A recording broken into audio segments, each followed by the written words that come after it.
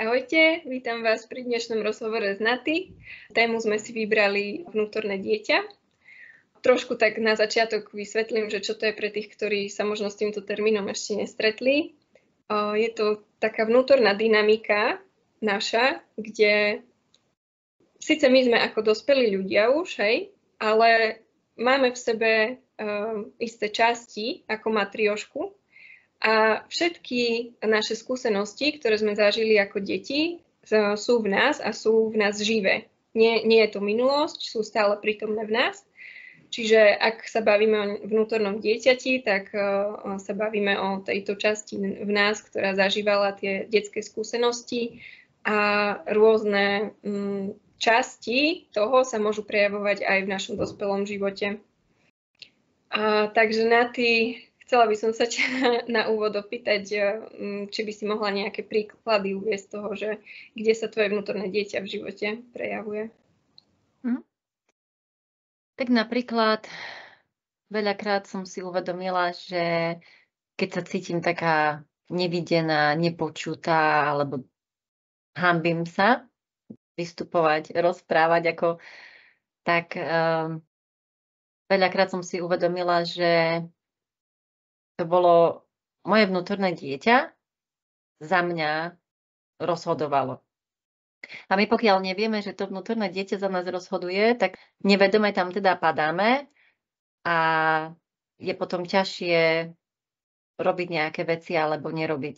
Čiže uvedomiť si, kedy to vnútorné dieťa za mňa rozhoduje, ono sa to nemusí stávať každý deň, že padám do tej postavy toho vnútorného dieťaťa, ale keď si to uvedomíme, že sa to stane, tak vtedy vieme prebrať tú zodpovednosť. A moje príklady, dajme tomu, bola som vo vzťahu, kde som očakávala, aby ten muž, bol ku mne taký a taký, napríklad neprišiel na čas a mne sa tam vlastne spustila tá projekcia, kde ma môj vlastný otec odmietal. Čiže veľakrát potom sú tam tie projekcie, že od toho jednak hlavne partnera očakávame nejaké veci, môže to byť aj od šéfa, od kamarátiek, že ona ma nemá rada, ona mi teraz nenapíše. Alebo sú veci, kde sa cítime veľmi zraniteľní. Alebo sú prípady, kde ľudia nevládzu, alebo ja som napríklad nevládala, že som si povedala, bože, ja už neviem, čo ďalej v živote, ja to nezvládam, je toho na mňa veľa, tak vtedy tiež som bola vo vnútornom dieťati a nebola som plne dospelá, kde dospelý človek preberiem zodpovednosť a konám inak. A takisto z vlastnej skúsenosti napríklad mám doma dceru tínedžerku a veľakrát sa mi stávalo, kde som mala vlastne psychofonetické procesy, kde ja som sa pri tých konfliktoch s vlastnou dcerou stávala tou maličkou, mladšou ako ona. Dajme tomu, že som mala 5 rokov a dcera mala tú dobu 13. Tak jasné, že tá 5-ročná sa nevie postarať, alebo nechcem to tak povedať, že vyhrať konflikt, ale keď som sa v tom konflikte s vlastnou dcerou stávala tou 5-ročnou, tak tam to bolo ako ťažšie nejak prevziať zodpovednosť, že ja som tu dospelá mama a nastaviť tam nejaké hranice, pretože 5-ročné dieťa má napríklad strach v hádke, s tou 13-ročnou, čiže som sa tam stávala ja tou zraniteľnou, tou, ktorá sa bála. Veronika, aké ty máš skúsenosti, či už u seba, alebo s klientami, čo sa týka toho vnútorného dieťaťa?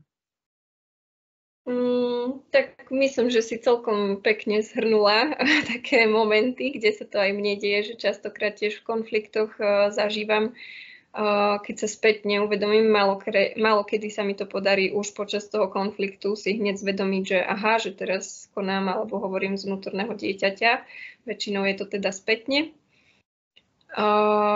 Ale napadla mi taká konkrétna situácia, čo sa mne teda často opakuje, že keď ma niekto kritizuje, tak často ma to hodí presne do tej pozície, keď ja som bola malá a nejaký dospelý človek ma kritizoval za niečo, a ja som, dajme tomu, cítila možno aj krivdu v danom momente z jeho strany, lebo som tam bola v tej takej detskej radosti, hej, a teraz zrazu tam prišlo niečo negatívne a bola to taká zrážka reality toho dospelého človeka, ktorý je v podstate nadradený svojím spôsobom, že je skúsenejší a tak celkovo má väčšiu moc, dajme tomu, ako malé dieťa a vtedy to bolo veľmi také zraňujúce a častokrát sa mi to ukazuje aj v dospelosti, že ako náhle tam príde kritika na moju osobu, tak mi to spúšťa presne tento mechanizmus z detstva, hej, že tam hneď presne projekcia, že vidím toho dospelého, ktorý ma tam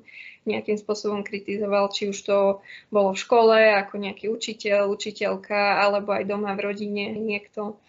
Takže to by som chcela vypichnúť, že veľakrát, keď máme problém s kritikou a dajme tomu, keď je aj konštruktívna tá kritika a vieme, že ten človek nám nechce zle, že on si napríklad ustráži tú svoju nejakú agresívnu časť, lebo kritizovať sa dá rôznymi spôsobmi, ale pokiaľ je tam rešpekt a napriek tomu my, aj keď ten človek nám prejaví ten rešpekt a napriek tomu sa cítime nejakým spôsobom zle, ťažko, chceme utiecť odtiaľ, alebo ja neviem, začneme my útočiť na ňo, hej, a pritom má pravdu, vieme, že má pravdu, ale bolí nás to, tak častokrát je to práve prejav toho vnútorného dieťaťa.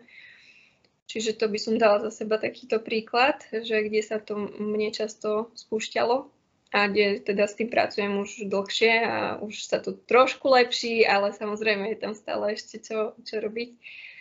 A čo sa týka klientov, tak takisto väčšinou presne v reakciách, keď sú nejaké konflikty, či už s partnerom, ale nemusí to byť len s partnerom, môže to byť presne s deťmi, s rodinou, s rodičmi, alebo aj v práci. Jednoducho v každom konflikte je nejaká postava, väčšinou teda vnútorné dieťa, ktoré tam trpí.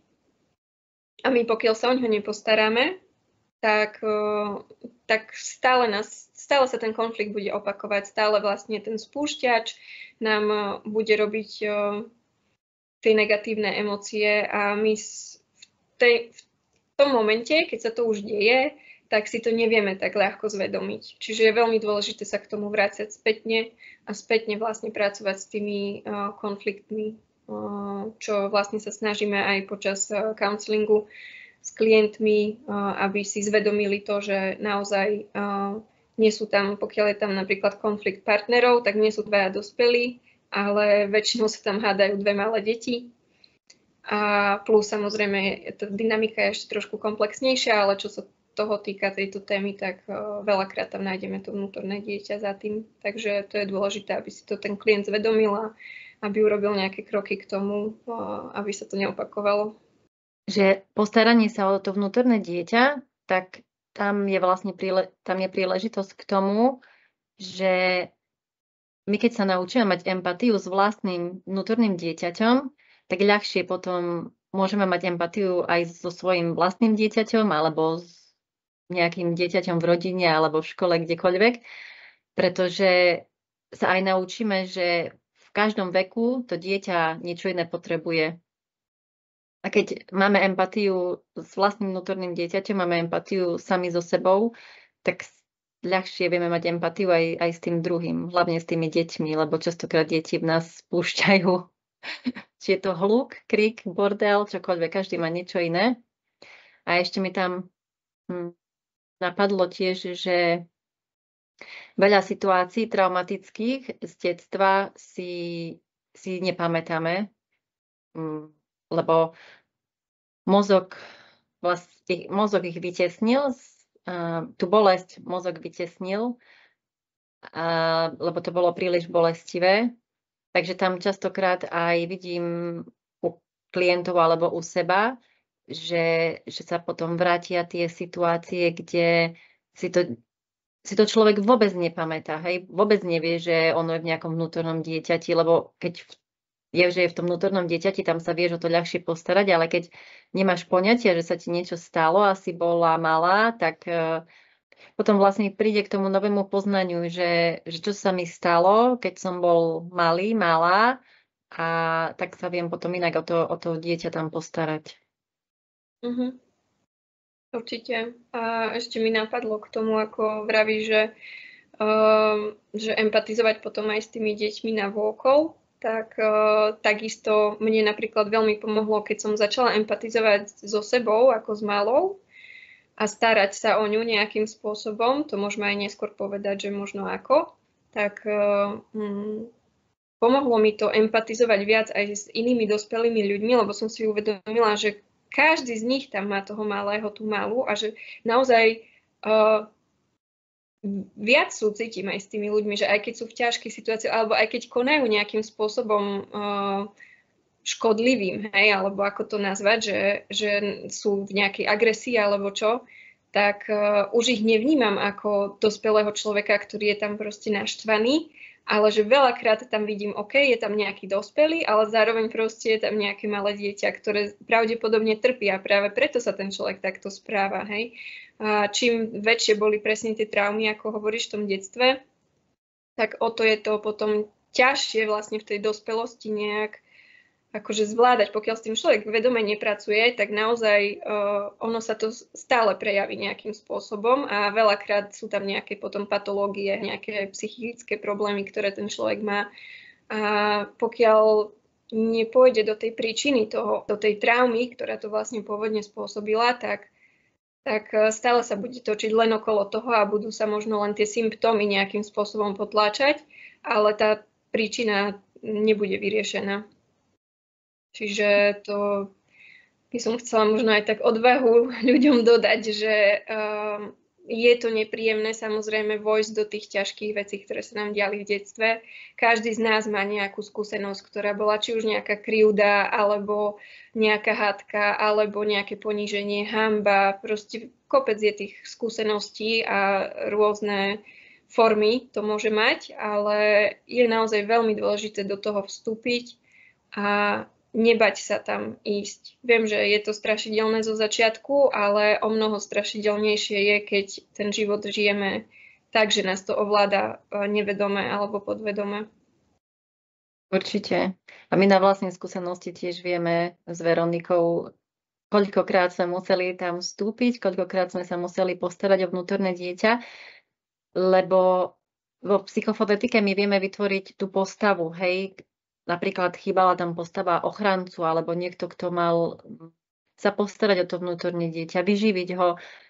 A pokiaľ ten človek si bude stále žiť v tých situáciách a to je ďalšia vec, že budem sa sťažovať na to alebo vyhovárať. A tak ako Veronika hovorí, je veľmi dôležité, aby sa niekto o to vnútorné dieťa postaral. Keď vnútornému dieťaťu chýbal nejaký ochranca, hej, niečo sa mu stalo, nemal tam mamu, otca, keď nedostával lásku, čo je v podstate najdôležitejšie, láska a bezpečie pre malé dieťa, tak my sa nevieme o to vnútorné dieťa postarať len tým, že si uvedomíme, že aha, super, ideme vyliečiť vnútorné dieťa a decid.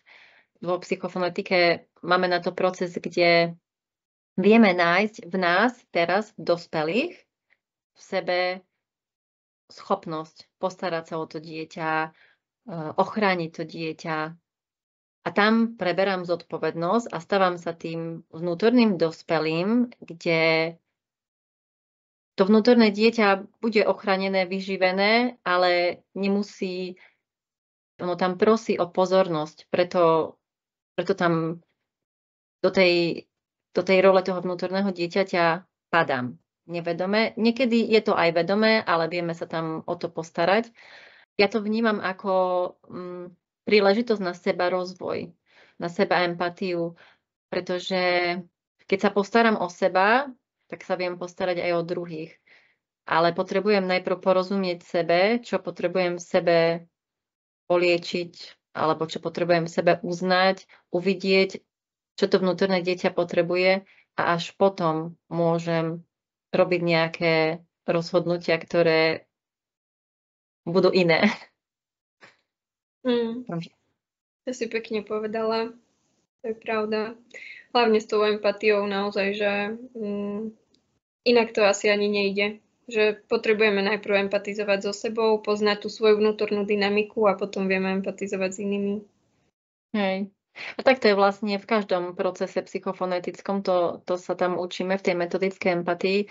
A ja si to všímam aj s dcerou, s tínedžerkou, že koľkokrát potrebujem sa pozrieť na seba, koľkokrát sa potrebujem pozrieť na to dieťa inak, pretože sa potrebujem zastaviť, mať tam empatiu sama so sebou, aby som buď nevybuchla, alebo aby som ju pochopila. A my sa to tam učíme vo psychofonetike, tú imaginatívnu empatiu, čiže si predstavím asi, ako sa moja dcera cíti a keď preberám zodpovednosť, že aha, ja som tu dospela, ja som tu tá mama, tak aj inak potom vyzerá to, ako keď jej niečo poviem, alebo inak vyzerá to, že ju viem inak pochopiť. Čiže tak, ako som spomenula o tom vnútornom dospelom, tak by som ešte chcela to trošku viac vám priblížiť, že čo to vlastne znamená byť v tom vnútornom dospelom, že o vnútornom dieťati veľa iných modalít už hovorí, že nie je to až tak úplne nový pojem, ale vnútorný dospelý je špecificky pre psychofonetiku, by som povedala, neviem, že iné modality to tam možno nemajú, možno majú, neviem, ale toto je také, kde som sa s psychofonetikou, teda v psychofonetike stretla prvýkrát s týmto. Čiže je to vlastne tá časť v nás, ktorá už je dospelá a ktorá hlavne preberá zodpovednosť za svoj život, za náš život a hlavne má tú moc, aj to právo preberať zodpovednosť za to vnútorné dieťa v nás. Že pokiaľ my žijeme tak nevedome ten život a veľakrát to vnútorné dieťa sa prejavuje v situáciách, kde by sa mal prejaviť ten dospelý, tak je to vlastne škodlivé. Jednak, dajme tomu v práci, že potrebujeme tam mať tú profesionálnu stránku a keď to dám do nejakého extrému, že nejaký lekár teraz nemôže zrazu trúcovať. Je to akože extrém samozrejme, ale na tomto vidíme, že to nemá vlastne to vnútorné dieťa veľmi miesto pri tej práci samotnej. Samozrejme je to iné, pokiaľ s tými malými deťmi aj máme nejakú prácu, že ak je tam učiteľka v škôlke, tak je veľmi dôležité, aby dokázala empatizovať so svojím vnútorným dieťaťom a tým pádom vie lepšie empatizovať aj s tými malými deťmi okolo seba. Čiže sú profesie, kde je to na mieste byť v kontakte, ale takisto tiež musí byť tá učiteľka v tej roli dospelého, nemôže byť na tej istej úrovni ako tie deti, lebo potom by tam bol chaos a nemal by tam kto držať tú kontrolu. A teda ten vnútorný dospelý je ten, ktorý má tú kontrolu, má taký prehľad o tej situácii, čerpá zo skúseností, ktoré nadobudol, aby mohol v tej situácii konať najlepšie, ako vie, ideálne v pokoji a hlavne tá zodpovednosť, teda to je také najpodstatnejšie, že nesmieme dávať tú zodpovednosť na tie naše vnútorné deti, lebo veľakrát potom konáme nejakým spôsobom, s ktorým nie sme úplne stotožnení, ale nevieme inak. A to je väčšinou práve preto, lebo to vnútorné dieťa nejaké preberá zodpovednosť za niečo, za čo by nemalo preberať zodpovednosť. Či už v dospeláckom vzťahu, alebo teda v tej práci, alebo tých situácií je fakt mnoho, kde vlastne to nemá miesto. A čo môžeme napríklad s vnútorným dieťaťom robiť aj ako dospelý človek? Jednak je samozrejme empatizovať, poliečiť si tie rany z detstva alebo aj z dospievania, ale zároveň vieme ho aj vyživovať pri rôznych činnostiach. U každého človeka je to iné. Není to, že univerzálne takto sa vyživuje vnútorné dieťa, ale taký nástroj možno na to je práve to, že čo sme ako my deti radi robili, tak pravdepodobne týmto spôsobom vieme to dieťa vyživiť. Čiže ja som ako dieťa napríklad rada tancovala, alebo som hrala rôzne divadielka pre rodičov a zaangažovala do toho aj brata a tak. Čiže teraz napríklad stále, keď idem tancovať, tak prizvem si tamto svoje vnútorné dieťa, že poď ideme sa jašiť spolu, a proste sa vyjaším ako malé dieťa. A nikomu tým neubližujem a to dieťa sa cíti naplnené a ja sa cítim šťastná, že mne to napríklad prináša dosť veľa radosti v živote. A myslím si, že ľudia, ktorí nemajú radosť v živote, tak je to práve preto, lebo sa nevedia jednak spojiť s tým vnútorným dieťaťom a nevedia, akým spôsobom ho vyživovať. Čiže naozaj hľadať tie možnosti a dať tomu ten priestor. To je tej pozície toho vnútorného dospelého my si potrebujeme vytvoriť v našom živote čas a priestor na to, aby sme mohli vlastne si tam dať takúto nejakú aktivitu, ktorá vlastne vyživuje to vnútorné dieťa. Ale samozrejme chlapci to môžu mať inak, ja neviem, ísť na bicykel, hej, a rýchlo ísť tým bicyklom čo najrýchlejšie, ak viem, alebo strieľať z luku, alebo sú naozaj rôzne možnosti, ako vyživiť to vnútorné dieťa. Takže to by som chcela dať ako inšpiráciu pre vás, že spojiť sa s tým svojim vnútorným dieťaťom a ono vám už povie, že čo mu prinesie radosť a to prinesie radosť aj vám samozrejme. Ešte jednu vec som chcela dodať, že po psychofonetickom procese, keď klient ide domov, tak keď je to práca s vnútorným dieťaťom, tak mu práve za úlohu dáme, že sa stáva tým vnútorným dospelým. Uvedomuje si, kedy to vnútorné dieťa si pýta pozornosť, má sa za úlohu postarať, záleží, čo v tom procese bolo. My neposielame domov klienta, že stávaj sa tým vnútorným dieťatkom, lebo by sa nič nezmenilo. Takto som chcela dodať, že tá úloha potom vie pomôcť, že preberieme zodpovednosť a čím viac si stelesníme toho vnútorného dospelého, tak potom sa veci môžu začať meniť. A ešte teda na ty by som ťa chcela poprosiť na záver nejaké cvičenie pre našich poslucháčov, divákov. Áno. Môžete si uvedomiť, napríklad v situáciách s partnerom, častokrát posúdime toho druhého. Bože, on sa správal ako malý, on urobil to, bol ako malý chlapec, alebo ona bola ako malé dievča. Ale ono, skutočne to je pravda, lebo keď človek nevie, že sa stane tým vnútorným dieťaťom, že on tam za neho rozhoduje, tak ono to je fakt pravda. A za úlohu by som dala také cvičenie, teda nie že úlohu, že uvedomovať si, keď toho druhého posúdime, že on sa tak a tak správal, on urobil ten tantrum, ako robia dvojročné deti, tak pozrime sa aj na seba.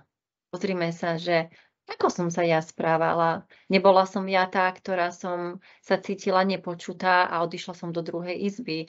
Nebola som ja tá, ktorá napríklad som sa cítila, že nie som dôležitá pre môjho partnera alebo pre kamarátku.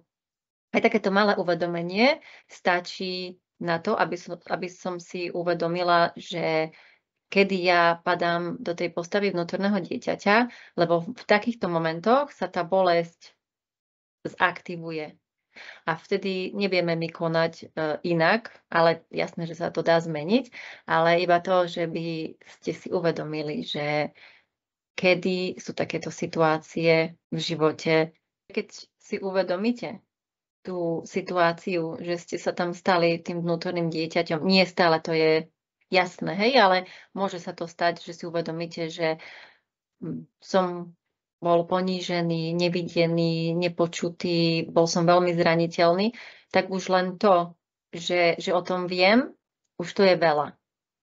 A môžem sa spýtať sám seba, čo potrebujem? Potrebujem objatie, potrebujem sa vyplakať, potrebujem nejakú podporu, ale nebudem čakať, že mi to dá ten druhý, ale skúsim nájsť spôsob, že to dám sám sebe. Iba takto viem mať zodpovednosť a stať sa vnútorným dospelým. Nemôžem čakať na toho druhého, že mi dá niečo, čo vlastne je vo mne. Tak dúfam, že sa vám to cvičenie bude dariť. Môžete nám aj dať vedieť, ako sa darilo. Môžete nám napísať akékoľvek otázky a dúfame, že to všetko malo pre vás nejaký význam, nejaký zmysel a budeme sa tešiť na ďalšie video, respektíve na vaše otázky a postrehy. Ďakujeme. Ďakujeme. Ahojte. Čaute.